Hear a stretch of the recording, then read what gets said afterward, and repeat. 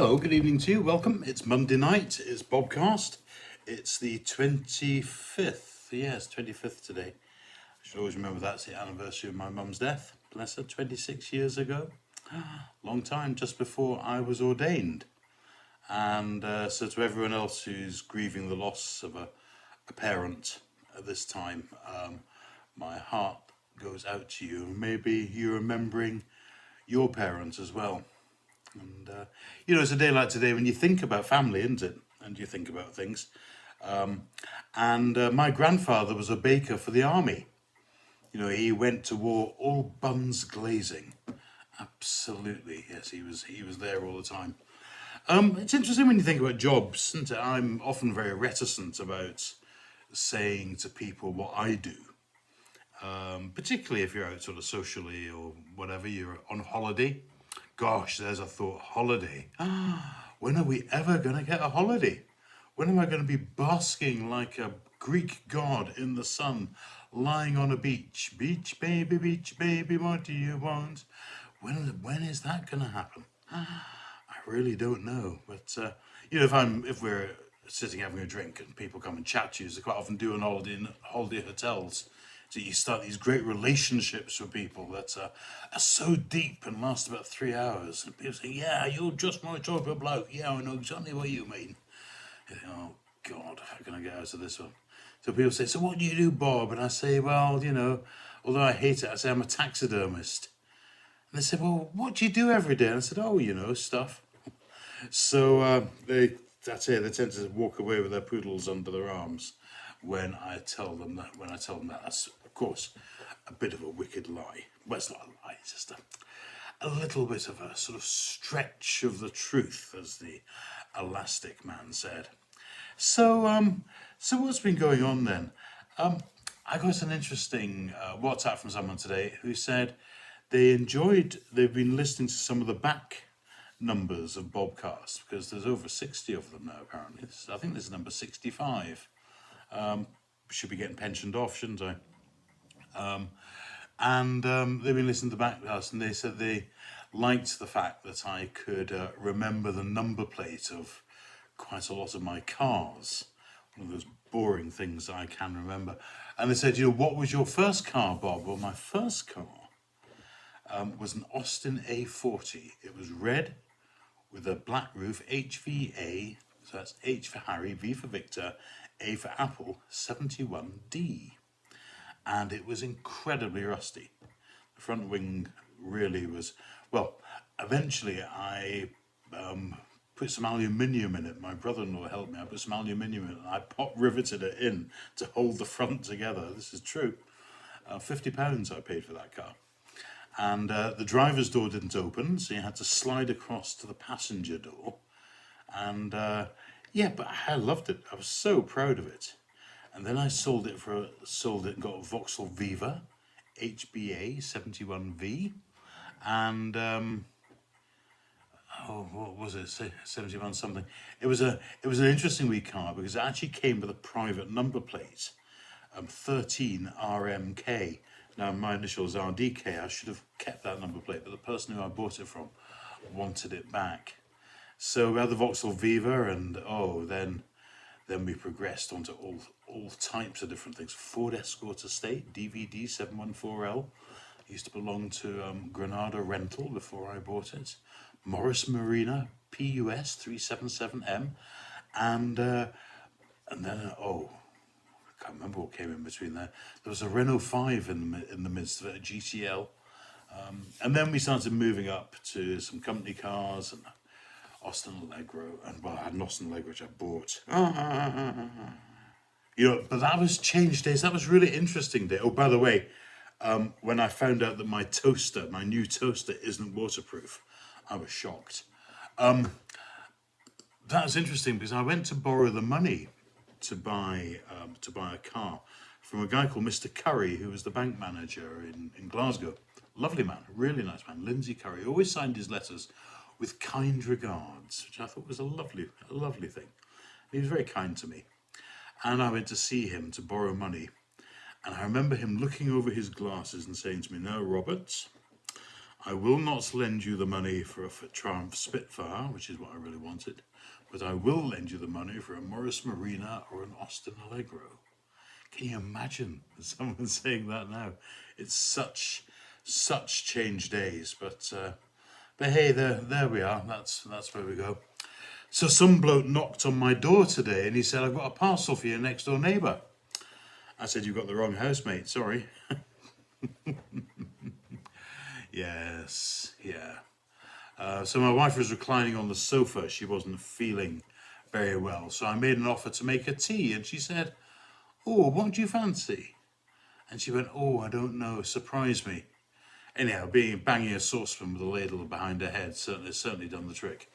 No doubt about that whatsoever. So, there we are. Just one of those things. So cars are interesting things, aren't they? Haven't made the venture into hybrids yet or electric. So some friends who have, and they seem very happy with them.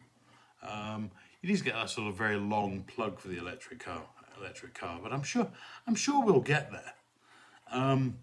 I said to a friend of mine, "Here, go, love. Have a beer." She said, "No thanks, no thanks, no thanks, no." I said, "Okay, how about some vodka then?" Produced a bottle of vodka. "Have a vodka."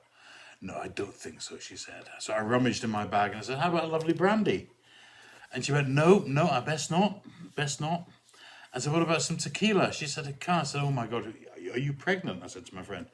She said, "No, it's because I'm still driving us home from Sainsbury's." So thank you to Paul for sending those in to me. That's yeah, very, very good indeed. So cars are fascinating, and showrooms are going to open up again. I love cars, man. I love changing my car and things. Car showrooms are going to open up again. So if you could have any car, what would you buy?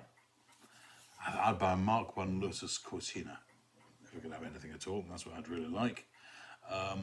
Or quite a few other things, like these big Range Rovers and all, modest, simple cars. Simple. But a Mark I Lotus Cortina, a Mark II at a push, but Mark I would be pretty good. So, we've heard today that markets are going to open and car showrooms are going to open, and then in a few weeks in England, shops are going to open, and I suspect that's going to follow here in Scotland as well. So what about your favourite car? Do you want to let me know? Any funny stories about cars? Any ones that are interesting? My Austin A40, when I sold it to one of my lecturers in college, as you do, and it was very rusty. And I said to him, I met him a year or so later after leaving college, and I said, "Have you still got the car?" And he said, "Well, I have, but it's still lying in the garden now." And, excuse me. And I said, "Oh, what happened?" He said, "Well, it was an expensive end." He said, "I went to a petrol station, filled it full of petrol, and the bottom of the petrol tank fell out. It just rusted, and that was that." So, very expensive. My first car, if I'm completely honest with you, and I tried to be honest, if I was completely honest, my first car was a bubble car. And when I was about 5, we lived in Leeds, and our next door neighbour had a bubble car, and then he bought a second one to use for spares, to sort of build one up. He was obviously one of those guys. And at the end, all that was left was the frame of this bubble car, steering wheel, gear stick, it was a Heinkel, and the seat.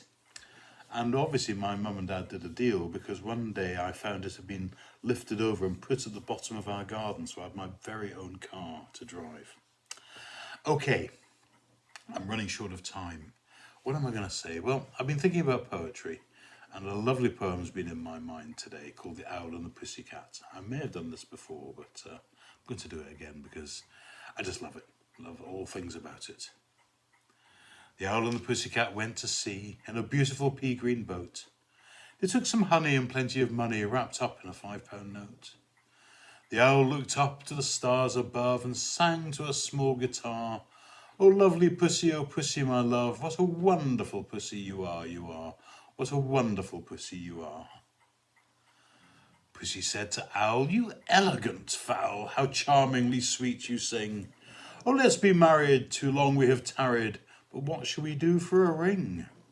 They sailed away for a year and a day to a land where the bong tree grows, and there in a wood a piggy stood with a ring at the end of his nose, with a ring at the end of his nose.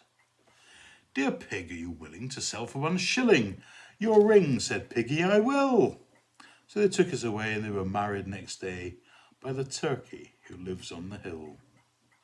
They dined on mince and slices of quince, which they ate with a runcible spoon, and hand in hand on the edge of the sand they danced by the light of the moon, They danced by the light of the moon.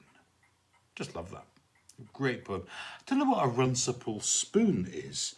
I must find out about that. I have no idea what a runcible spoon is. So today we've had a wee chat about cars, and thought about my mum, and you've thought about some of your relatives and those that you love. And we give thanks for them and all that they meant to us in so many different ways. Those we've loved, those we still love. And it's good to talk about them. It's good to remember them. It's good to say, I remember so and so. Even the hard times, it's good. So today, Monday night, with all that's going on in the world, all the confusion, just remember actually the most important thing is that we love one another and we care for one another. We give each other a chance when we've made a mistake. And it's very easy to condemn, isn't it? Very easy to condemn. It's pretty terrible if you are condemned. But it is easy to condemn. So let's look out for each other, take care for each other. Just remind each other that we're loved, created in God's imaged, created in God's image, and of course very, very special. But talking of love, if I were you, I would never date a tennis player. I'd never date a tennis player. Love means nothing to them. So, yep, and of course we're coming up to, we've been talking about money and all sorts of things today and getting the economy going. I had to get a loan out recently to pay for an exorcism. And I was told if I didn't pay it back, I would be very quickly repossessed. Anyhow, so let's think about those people we've known and loved, those cars we've known and loved, those relatives, mums, dads, grannies, aunties, granddads, brothers, sisters, children, those special people. Let's give thanks for them, because they gave thanks for you. And they, I'm sure, loved you just as you loved them. So don't forget that. Watch thou, dear Lord, with those who wake or watch or weep tonight, and give your angels charge over those who sleep. Tend your sick ones, Lord Christ. Rest your weary ones. Bless your dying ones. Soothe your suffering ones. Pity your afflicted ones. And shield your joyous ones. All for your love's sake. Amen. Right, some hot news. I quit my job at McDonald's today. Well, my boss was a clown. See you tomorrow. Bye.